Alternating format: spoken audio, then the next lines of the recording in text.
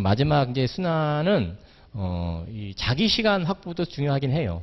그렇지만 이제 그렇게 내가 많이 뺏지 않으니까 그런 차원에서 듣고 가는 게 좋겠다라는 거예요. 자, 그래서 오늘 문제, 그리고 이제 추가 자료 또 하나, 그 기출문제 분석 자료는 그 기존에 나왔던 자료니까 참고하시면 되겠고.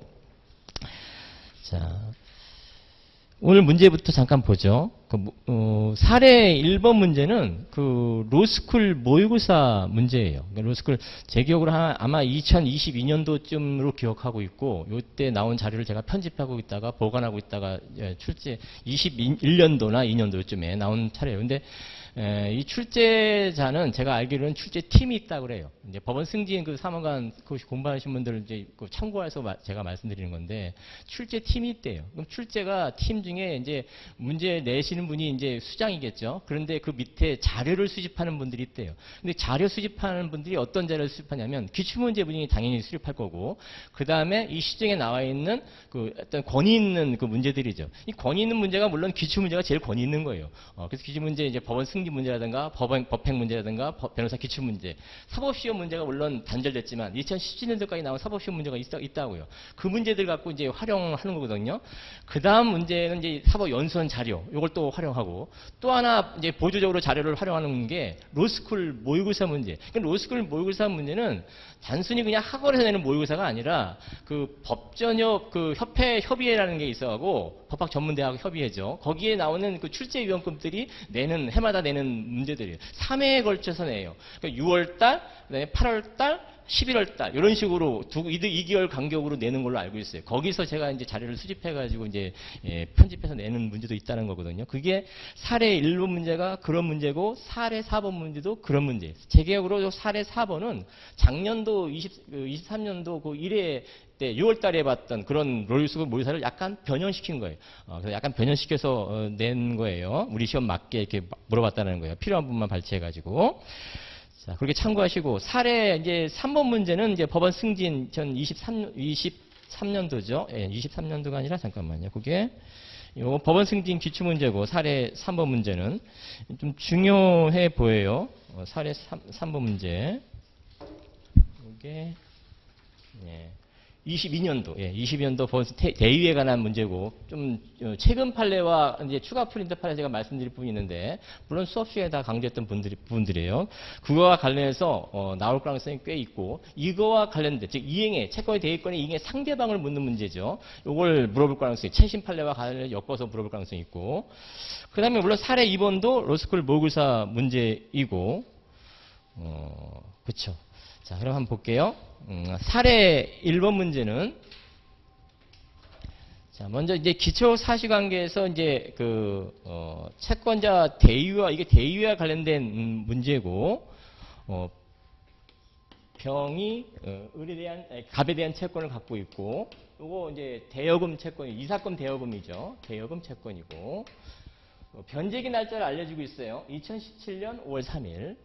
변제기는 2017년 5월 3일 날짜를 알려주고 있고, 갑의 을에 대한 채권도 알려주고 있죠. 요건 이제 매매대금 채권이고, 토지 매매대금 채권이고, 물론 다 이행기는 도래했다고 알려주고 있어요. 요거 1억 원짜리고, 그래서 대위 행사하는 문제인 것이죠. 대위 행사 문제. 대위 행사한 날짜도 알려주고 있어요, 사실을. 대위 행사한 날짜. 큰 쟁점은 아닌데, 요 변제기가 피본 채권, 그 채권 대위권 요건 관련해서 대위권 행사, 대위송 제기할 당시 요 변제기가 도래해야 돼요. 도래하지 않으면 대위송 각하예요. 근데 이 사안에서 대위 행사한 시점도 알려주고 있는데, 2018 7월 2일이에요. 그러면 대위소 제기하기 전에 변제기 이미 도래한 사안이에요. 그러니까 피본 채권 존재하고 있고, 이행기 도래하고 있고, 피의대위 존재하고 있고, 피의대위 권리, 채무자 권리 불행사 요건도 갖추고 있고, 불행사한 날이 없다고 하니까 대위성 선성 요건 갖추고 있다. 이런 걸 이제 제시해 주려고 하는 거예요. 뭐 큰 쟁점은 아닌데, 대위성에 관한 요건 제시해주고, 피본 채권, 다른 요건 다 갖췄는데 피본 채권이 존재하지 않는 상태에 대위성 제기하면 어떤 결과가 나오냐. 대위성 각하다. 어려운 쟁점은 아닌 거예요. 그렇지만 이제 그런 쟁점을 쓰는 과정을, 그 암기를 얼마나 잘했나, 얼마나 논리적으로 표현을 잘했나, 이런 거를 보려고 했던 것으로 보인다, 이라는 거죠. 그래서 이 사건 이제 대여금 채권, 매매대금 채권, 대행사. 야, 이 사건 대의 소송은 A 소송이라고 알려주고 있어요. A 소죠. 기초 사실관계 한 6번째 줄 나오고 있죠. 그러면서 이제 2018년 7월 1일 대의 소송 제기했다. 자, 그러면서 그 6번째 끄트머리 갑은 같은 날 A소 제기된 사실을 알겠다. 이때 대의 문제이기 때문에 요 갑은 채무자죠. 이건 뭐를 언급하려고 하는 거예요? 채권자 대의송이 판결이 확정돼요. 판결이 확정되는데 피고인 채권이 부존재한다는 측면에서 대의송 각합 판결이 확정되는 거죠. 자, 이 각합 판결의 기판력을 지금 언급하려고 하기 때문에 요 채무자한테 알려줬다. 왜? 대의송의 기판력은 채무자한테 알려줘야지만, 그래서 채무자가 알아야지만 대의송 기판력이 발생한다고, 채무자한테도 발생한다고 봐요. 채무자한테도. 그런 걸 이제 말하기 위해서 알려주는 거예요. 자, 그래서, 물론 대의소송의 중복소송인지 여부는 채무자가 알았든 몰랐든 상관없다고 그래요. 그런 것도 이제 비교 대상인 것이죠. 근데 기판력은 대의소송의 판결이 채무자한테 미치게 하기 위해서는 채무자가 알아야 돼요. 알았다는 걸 말하는 거예요. 그래서 기판력에 효력이 있다는 걸 말하는 거고. 자, 문단 바뀌는 부분. 제1심 법원은 이 사건 대여 사실, 피부연 채권이죠? 이 사건 대여 사실은 이 표현 채권이니까. 존재하지 않는다는 이유로 A소를 각하하는 판결을 선고하였고, 자, 그 대의송의 소송 판결로서, 물론 본안 판단으로서 기판력은 아니에요. 하지만 각하 판결, 소송 판결로서 기판력이다. 이렇게 생각하시면 되겠어요? 민사소송 공부하시니까 어렵지 않을 거라고 보여지고.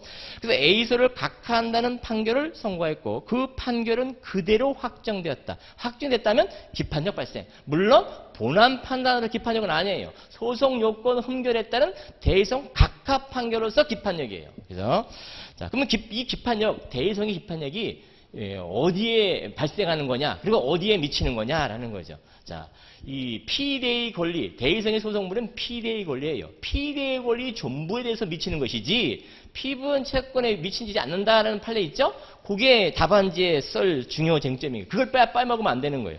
다른 것들도 요건 제시를 해야 되겠지만 다른 걸 다 제시했다 하더라도 이 당해 소송에서 물어보는 그 설문 2번 관련된 얘기지. 6페이지 4번 관련된 판례. 그 볼드체를 처리해놨어요. 이걸 확실하게 암기해 놓고 서술해 주셔야 되는 거예요. 물론 이제 그거 물어보기 전에 이제 설문 1번에서 이 대의송의 각하 판결이, 각하로서 판결이, 타당한가? 이걸 물어보고 있어요. 각하 판결, 피원 채권, 요건 제시해주고, 피원 채권 흠결, 대의송 각하 판결, 효력 있다. 이렇게 제시해 주는 거죠. 자. 그래서 그래서 대의송의 판결이 확정됐다. 그 후 병은 갑을 상대로 각각 판결이 있은 이후죠. 병은 갑을 상대로, 즉 대의송 각각 판결이 있은 이후에 대의송은 A 소송이에요. A 소송, A소.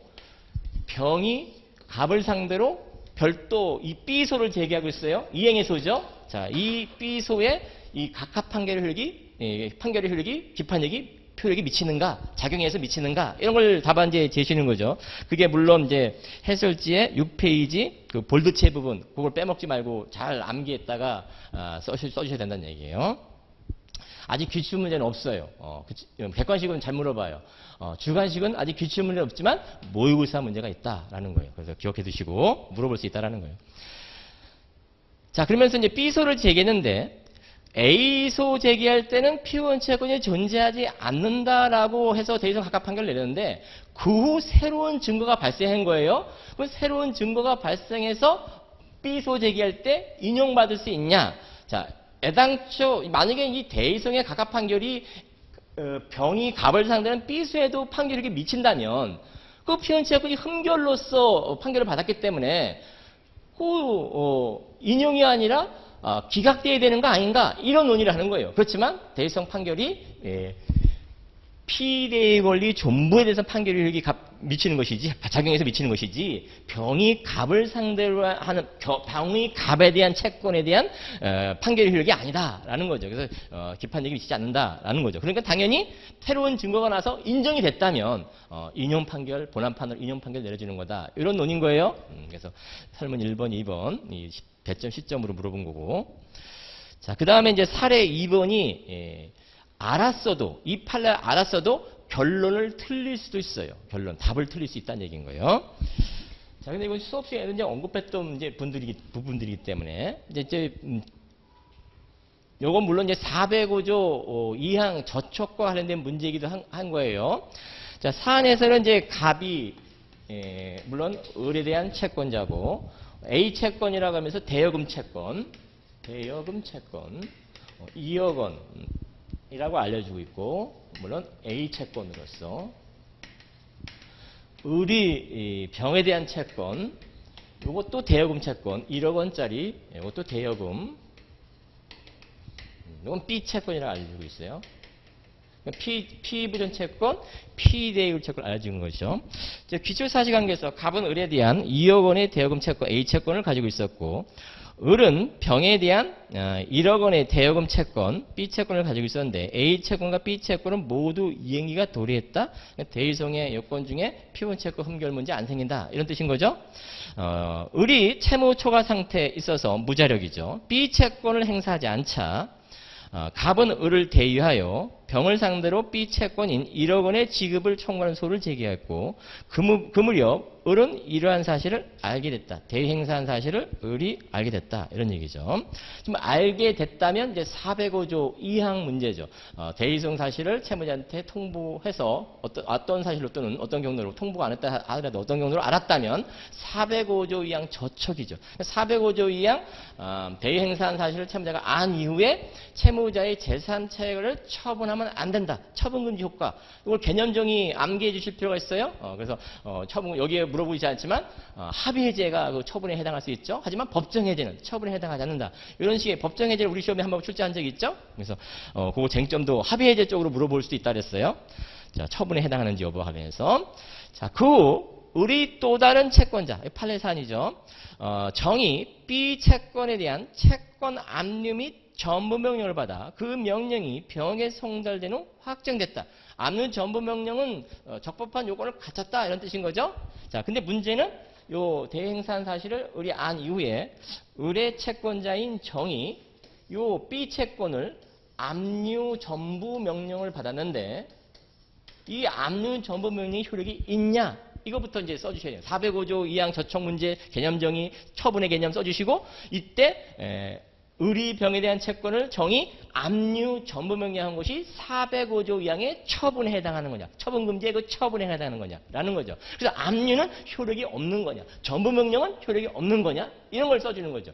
자, 우리가 알고 있는 기본 지식을 써주셔야지. 전부 명령은 405조에 저촉되는 처분에 해당할 수 있어요. 그러니까 전부 명령 효력이 없는 거예요. 하지만 압류 명령까지 효력은 없는 건 아니죠. 압류 명령은 효력이 있다고 보는 거예요. 왜? 압류는 405조 이행에 저촉되는 처분에 해당하지 않기 때문에 압류는. 따라서 요 피대의거리 채권을 405조 2항 저촉 문제와 관련해서 전부 명령은 405조의 처분에 해당한다. 그러기 위해서는 처분의 개념정의를 써주셔야 되는 거야.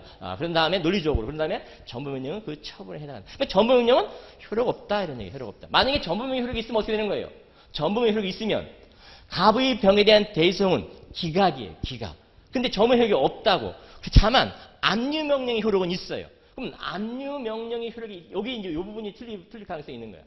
압류 명령의 효력이 있을 때 이 을이 병에 대한 권리를 행사하는 거죠. 이 갑이란 자가. 그러면 대의 소송은 인용이냐 기각이냐 이런 얘기야. 다른 요건 갖췄다고 봤을 때 압류가 돼 있다고 해서 요 판결이 기각될 수 있는 거냐 이 소리야. 아니죠.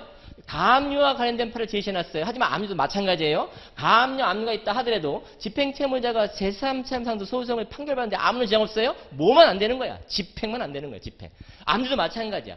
을이 병을 상대로 소송을 판결받을 수 있어. 그렇듯이 을의 병의 권리 행사는 갑이 대의로 소송을 제기했을 때 인용받을 수 있는 거야. 인용받을 수 있다. 압류됐다 하더라도 이 압류는 지급금지인 것이지 집행 단계에서 저지시키는 것이지 판결받는 데는 아무런 지장 없다라는 뜻인 거예요. 그래서 그걸 주의해서 봐주셔야죠. 그 부분이 이제 이 부분에서 답을 틀리게 만들 수 있는 부분일 수 있는 거예요. 답이 틀릴 수 있는 부분이라는 뜻인 거예요.